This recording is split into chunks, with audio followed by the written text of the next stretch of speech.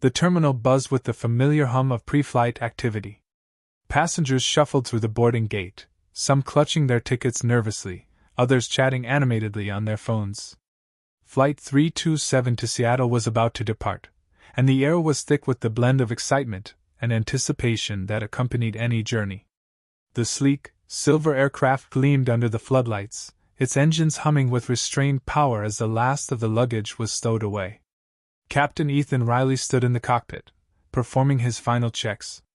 A seasoned pilot with over 15 years of experience, he had an almost instinctive understanding of his aircraft. He exchanged a brief glance with his co-pilot, Olivia Hayes, who was meticulously reviewing the flight plan. "Looks like smooth skies all the way," she remarked, her tone light but focused. Ethan nodded, his gaze shifting to the instrument panel. Everything was in order. The flight attendants moved efficiently through the cabin, guiding passengers to their seats and ensuring that everyone was settled. Amanda, the lead attendant, smiled warmly at a young boy clutching a stuffed bear. "First time flying?" she asked. The boy nodded, his wide eyes betraying a mix of fear and wonder. "Don't worry," she said softly. "It's like a roller coaster, but smoother." The boy's mother gave Amanda a grateful smile as she adjusted her son's seatbelt. In the business class cabin, a man in a crisp suit furrowed his brow at his laptop screen, typing furiously as though the fate of the world depended on his email. Across the aisle, an elderly woman leafed through a well-worn travel guide, murmuring about the art galleries she planned to visit. Further back in economy, a group of college students laughed loudly, their energy filling the confined space. Near the window, a middle-aged man gazed out at the tarmac, his expression distant and unreadable. The intercom crackled, and Ethan's steady voice filled the cabin. "Good evening, ladies and gentlemen. This is your captain speaking. Welcome aboard Flight 327 with service to Seattle. We're expecting a smooth flight tonight, with clear skies and a pleasant temperature of 65 degrees upon arrival. Our estimated flight time is 3 hours and 40 minutes. Sit back, relax, and enjoy the journey." As the plane began to taxi toward the runway, the vibrations beneath the passengers' feet seemed to intensify the reality of their journey. Amanda walked down the aisle one last time, checking seatbelts and tray tables. She noticed a man near the emergency exit seat fiddling with his phone. "Sir, I'll need you to switch that to airplane mode now," she said gently but firmly. He complied with a sheepish smile, muttering something about forgetting.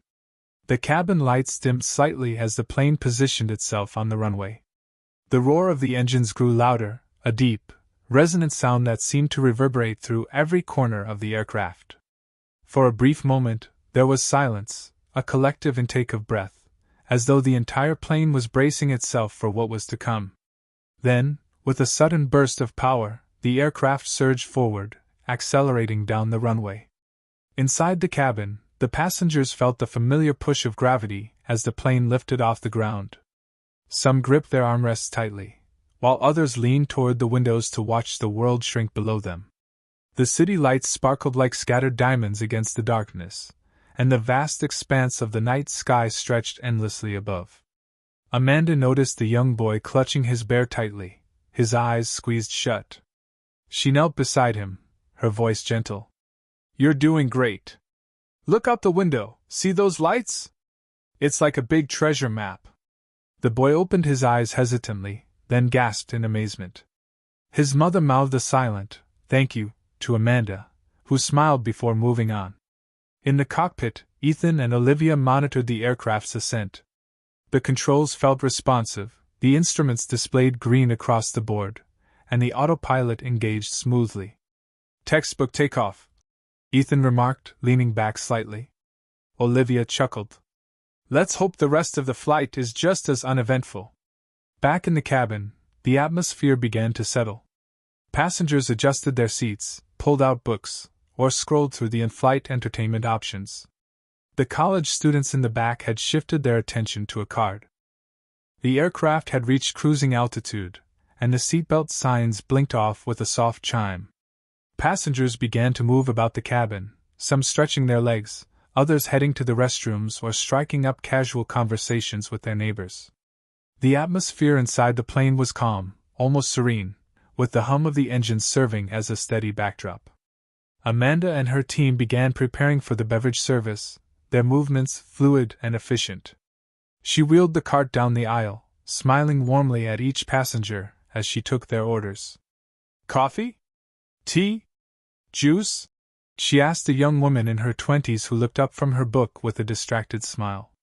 "Coffee, please," the woman replied, her tone soft. Amanda handed her the cup, noting the frayed edges of the paperback in her lap. It was a romance novel, its cover adorned with pastel hues. Further down the aisle, a businessman in a pinstripe suit waved for Amanda's attention. He asked for sparkling water, his tone brusque but not unfriendly. Amanda handed him the drink, her practiced smile unwavering. She moved on, the cart rattling gently as it rolled over the floor. In the cockpit, Ethan and Olivia maintained a watchful eye on the flight instruments. The plane was gliding smoothly through the air, and the weather radar displayed clear skies ahead. "Still textbook," Olivia commented, leaning back slightly in her seat. "Let's not jinx it," Ethan replied with a faint smirk, glancing out at the endless expanse of darkness beyond the cockpit windows. The stars were faint but visible, scattered like tiny pinpricks of light against the black canvas of the sky. Olivia chuckled, her fingers tapping idly on the armrest. "Fair point. But hey, if every flight was this smooth, our job would be a lot less stressful." Ethan nodded, his gaze drifting to the small photo clipped to the dashboard. It was a picture of his wife and daughter, both smiling brightly on a sunlit beach. He felt a pang of longing but pushed it aside, focusing instead on the task at hand. In the cabin, the beverage service continued without incident. A group of college students in the rear of the plane were debating loudly over which snacks to choose, their laughter infectious. Amanda handed them a mix of pretzels and cookies, her own smile widening in response to their enthusiasm. Near the middle of the plane, a middle-aged man sat alone, staring out the window. His expression was somber, and he barely acknowledged Amanda when she offered him a drink. "Just water," he murmured, his voice barely audible. Amanda handed him the cup, her gaze lingering for a moment before she moved on. The cabin lights dimmed slightly as the crew prepared for the next phase of the flight. Some passengers had already begun to doze off, their heads lolling against the headrests or propped up by travel pillows. The elderly woman in business class was snoring softly, her travel guide still open in her lap. In the cockpit, Ethan and Olivia shared a brief conversation about their plans after landing in Seattle. Ethan mentioned taking his daughter to the aquarium, while Olivia spoke of a hiking trip she had planned.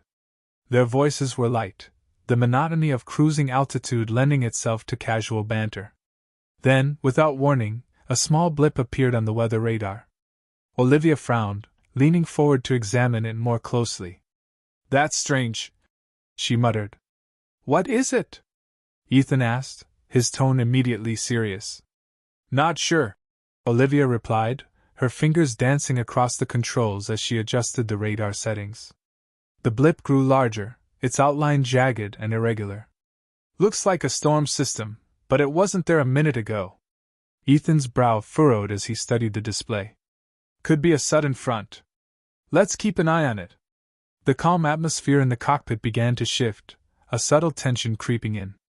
Olivia adjusted the plane's course slightly to give the storm a wide berth, but the system seemed to grow larger with each passing moment. Back in the cabin, the passengers remained blissfully unaware of the developing situation. Amanda and her team had finished the beverage service and were tidying up the galley. She noticed a middle-aged man near the window staring intently at his cup of water, his hands trembling slightly. "Are you okay, sir?" she asked gently. He looked up, startled, and forced a faint smile. "Yeah, I'm fine. Just not a fan of flying." Amanda nodded, her tone reassuring. "You're in good hands. Captain Riley and the crew are some of the best." The man nodded but didn't respond, his gaze drifting back to the window. In the cockpit, the storm system loomed on the radar, its shape jagged and menacing. Ethan tightened his grip on the controls. "This is escalating faster than expected," he said, his voice steady but firm. We'll need to adjust altitude to try and avoid the worst of it. Olivia nodded, her fingers moving quickly over the controls. I'm alerting air traffic control about the deviation. Her voice carried the precision of experience, but the faint edge of tension betrayed her awareness of the storm's unpredictability. The plane began its subtle climb, and the cabin lights flickered momentarily. Passengers looked up from their books and devices, some exchanging nervous glances. Amanda, standing near the galley, felt the faint shudder of turbulence ripple through the plane. She instinctively reached for the intercom. Ladies and gentlemen, we're experiencing some mild turbulence as we navigate a weather system. Please ensure your seatbelts are fastened. Her tone was calm and practiced, but she couldn't ignore the growing unease in her chest. The first jolt of real turbulence came moments later, rattling the plane enough to elicit gasps from the passengers. Drinks spilled, trays shifted, and the young boy clutching his bear began to cry. Amanda crouched beside him, her voice soft and soothing. It's okay, sweetheart. This happens sometimes. Just hold on to your bear and stay buckled in. You're safe. In the cockpit, the turbulence was more than just an inconvenience, it was a battle. The storm had grown larger and more volatile than the radar initially indicated. Sheets of rain lashed against the windshield, and flashes of lightning illuminated the cockpit in stark, fleeting bursts. Wind shear warning, Olivia said sharply, her eyes fixed on the instruments. I see it, Ethan replied, adjusting the plane's pitch to counteract the sudden drops in altitude. The controls felt heavier in his hands, the aircraft responding sluggishly as it fought against the storm's fury. The cabin shook violently, and Amanda braced herself against the seat back. Overhead compartments rattled ominously, and a few unsecured items tumbled into the aisle. The businessman in the suit clutched his armrest, his laptop forgotten. The elderly woman in business class murmured a prayer under her breath, her hands gripping the armrests tightly. The intercom crackled, and Ethan's voice filled the cabin. Ladies and gentlemen, this is your captain speaking. We're encountering severe weather, but I want to assure you that we are trained for situations like this. Please remain seated with your seatbelts fastened. We'll do everything we can to get through this safely. The words were meant to comfort, but the relentless shaking of the plane made it hard for anyone to feel at ease. Another jolt hit, this one stronger than the last, and the plane dipped sharply before leveling out. A panic scream echoed through the cabin, and Amanda quickly moved to reassure the passengers. Her own fear was buried beneath years of training, her focus on maintaining a sense of calm. In the cockpit, Olivia's voice cut through the roar of the storm. We're losing altitude, engines aren't responding as they should. Ethan's jaw tightened. Diverting to the nearest airport. We need to get out of this storm before it overwhelms us. Olivia pulled up a map of nearby airfields. Closest is about 40 miles east. Not ideal, but it's our best shot. Do it, Ethan said, his hands steady on the yoke. Back in the cabin, Amanda felt the plane begin to bank sharply. The passengers looked around nervously, their faces pale in the dim light. The young boy held his bear tightly, his mother whispering reassurances in his ear. Amanda reached for the intercom again. Ladies and gentlemen, we're making an emergency diversion to ensure everyone's safety. Please remain seated, and follow all instructions from the crew. The words hung in the air as the plane continued its battle against the storm. Rain and wind pounded relentlessly against the fuselage, and the turbulence seemed to grow more violent with every passing second. In the cockpit, alarms began to blare. Engine 2's losing power, Olivia said, her voice tight with urgency. Shut it down and redirect thrust to the remaining engines, Ethan ordered. The plane shuddered as Olivia executed the command, the loss of an engine further complicating their already dire situation. Ethan glanced at her, their eyes meeting in unspoken determination. They had trained for this, and now, every ounce of that training was being put to the test. The storm showed no signs of relenting, and the plane was rapidly approaching the limits of its endurance. The distant lights of the emergency airfield flickered faintly through the rain-streaked windshield, a beacon of hope amidst the chaos. Ethan's voice was calm but commanding as he spoke into the intercom. Prepare for an emergency landing.